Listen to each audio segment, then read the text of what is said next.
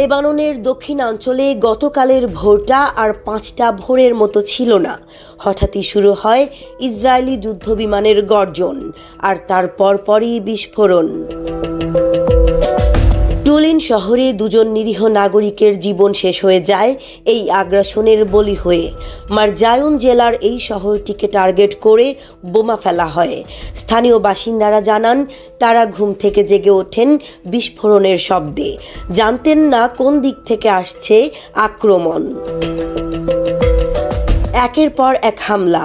রাশাইয়া আল ফুকার আল খিয়াম ইয়াতার আল বেইত লিফের মাঝামাঝি অঞ্চলে আইক্লিম আল টুফাহর পাহাড়ি এলাকায় হয় ২ দফা হামলা। জাবাল আল রাইহানেও পড়ে ইসরায়েলি বোমা। খবর নিশ্চিত করে লেবাননের স্বাস্থ্য মন্ত্রণালয়ের জরুরি সেন্টার। তারা জানায়,